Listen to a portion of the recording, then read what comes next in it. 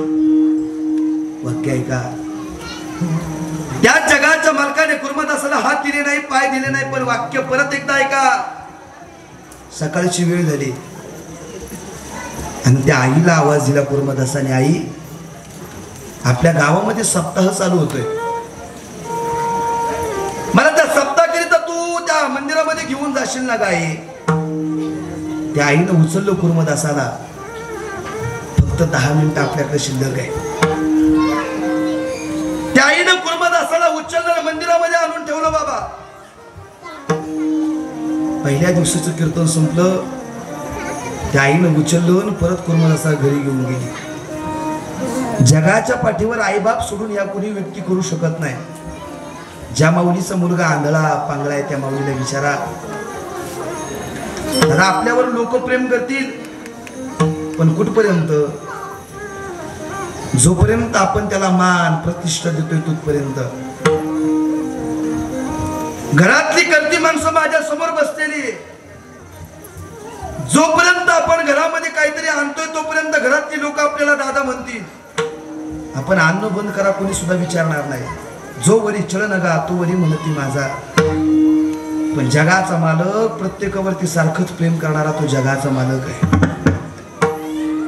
काय प्रेम आहे माय बापाचं.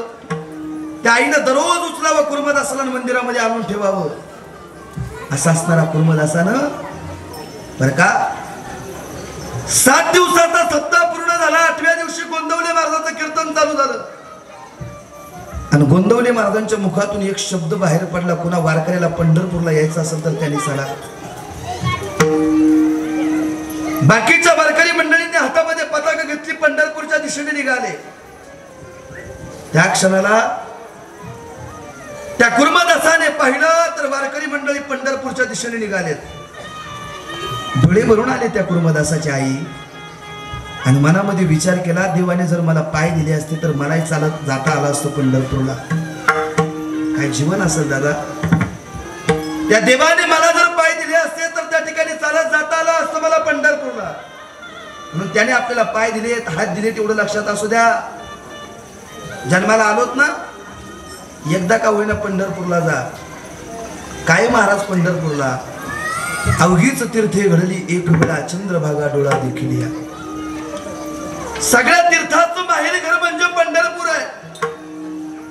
वारकरी मंडळी पंढरपूरला निघाली. डबडबल्या डोळ्याने कुर्मदासाने एका वारकऱ्याला हाक मारली, बाबा मला येता येईल का हो पंढरपूरला?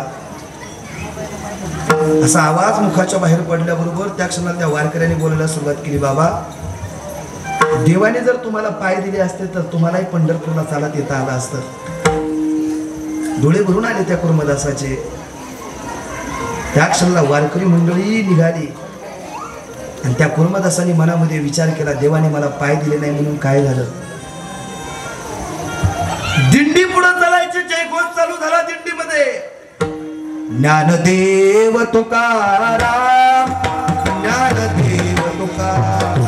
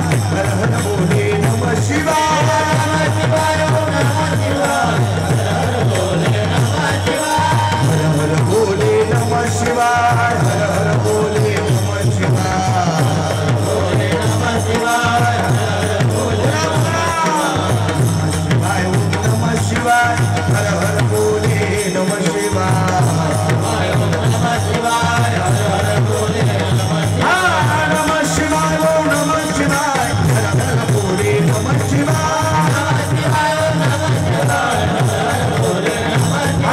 नमः शिवाय नमः शिवाय हर हर बोले नमः शिवाय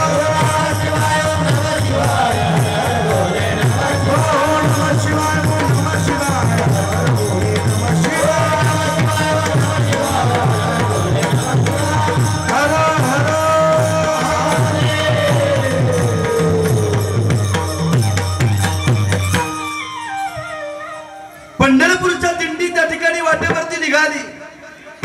वारकरी मंडळी पुढे चालायचे. कुर्मदास लोटांगण घेत घेत घेत घेत माघारून चालायचे. देवाने पाय दिले नव्हते, हात दिले नव्हते, अंगामध्ये काटे टोचायचे, खडे टोचायचे, पण तरी तुझा मागचा पुढचा विचार केला नाही. देवाच्या भेटीकरिता निघाले. धर्मजल करत करत 1 दिवसावरती पंढरपूर आलं बाबा. सकाळची वेळ वारकरी मंडळी दिंडीमध्ये उठवून त्या ठिकाणी काकड्याकरिता त्यांनी काकडा चालू केला आणि ते कुर्मदास त्या दिंडीमध्ये हजर झाले. अंगातून रक्त यायला सुरुवात झाली. रक्ताबंबाळ शरीर झालं.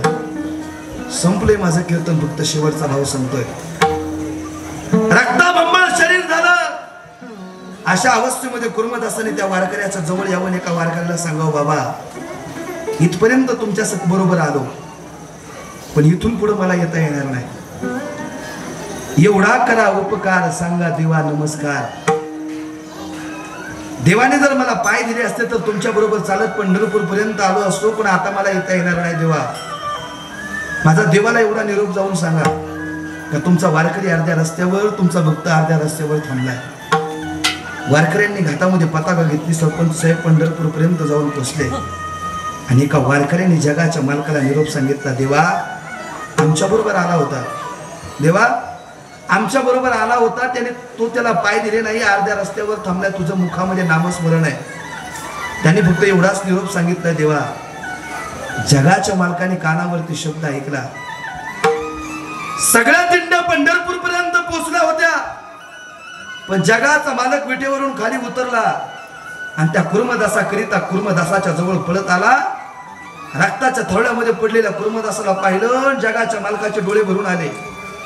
त्या कुर्मदासाच्या जवळ जगाचा मालक बसला. खाली पडलेला कुर्मदास डोकं उचललं, स्वतःच्या मांडीवरती घेतलं. त्या कुर्मदासाने डोळे उघडले, जगाच्या मालकाकडे पाहिलं. देवा मला वाटलं माझ्यासाठी नाही यायचा तू, देवा मला वाटलं माझ्यासाठी नाही यायचा तू, पण माझ्यासाठी आलाय ना देवा. तुला जगाच्या मालकाचा प्रश्न होता, कुर्मदासा तुझ्या बरोबरचे वारकरी मंडळी पंढरपूरमध्ये पोहोचले. कुर्मदासा तुझ्या बरोबरचे वारकरी मंडळी पंढरपूर मध्ये पोहोचले. देवा ऐक ना कुर्मदासा, मी तुला पाय दिले नाही, मी तुला हात दिले नाही, तुला पंढरपूरला येता आलं नाही, तुझी वारी अर्धवट राहिली. वारी पूर्ण करण्याकरिता तुला पाय देऊ का, पाय देऊ का असं म्हटल्या बरोबर कुर्मदासाचे डोळे भरून आले आणि जगाच्या मालकाला कुर्मदासाने उत्तर दिलं, देवा बरं झालं तुम्हाला पाय दिले नाही. का रे देवा, जर तुम्हाला पाय दिले असते तर वारकऱ्यांबरोबर चालत पंढरपूरला आलो असतो, पण आज तुम्हाला पाय दिले नाही. आज पंढरपूरवरून तू माझ्यासाठी इथं आलाय, तुझ्या मांडीवरती मला मरण येते, यापेक्षा दुसरं भाग्य कोणतं आहे. जीवनामध्ये कमवायचंच असं तर एवढं कमवा. जगाचा मालक आपल्यासाठी आला पाहिजे आणि त्याच्या जवळ आपल्या शेवटचा श्वास आपण घेतला पाहिजे. पण देवापर्यंत जाण्याकरिता संतांच्या संगतीत या, त्याचं नामस्मरण करा. नामदेव महाराज म्हणतात, संतांची संगत आणि संतांचा अधिकार एवढा आहे, नामा म्हणे गाय दूध एक सार आणि साधू निरंतर वर्ते तैसा. साधू थोर जाना, साधू थोर जाना, साधू थोर जाना कलियुगी. ज्ञानेश्वर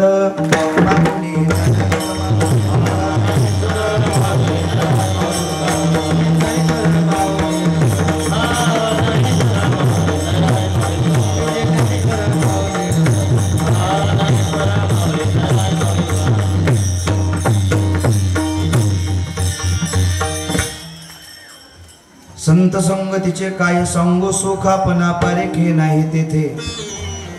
साधू थोर जाना, साधू थोर जाना, साधू थोर जाना कलियुगी. आपलं जीवन आनंदीमय बनवत असताना अखंड देवाचं नामस्मरण चिंतन करण्याकरिता शरीर या ठिकाणी मिळाले.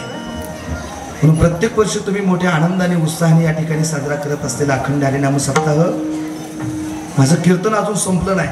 ग्रामस्थ मंडळी, एक शेवटची सूचना तुमच्या सर्वांसाठी राहिली. तुम्ही दरवर्षी मोठ्या आनंदाने उत्साहाने एवढा मोठा सप्ताह करताना आपल्या गावामध्ये असणारी ही लहान लहान लेकरं तुम्ही टाळी घेऊन उभं करताय. मी तुम्हाला सर्वांना माझी पाया पडून विनंती करतो, पुढच्या वर्षी याच्यापेक्षाही जास्त संख्येने तुम्ही या विद्यार्थी या ठिकाणी उभी करा.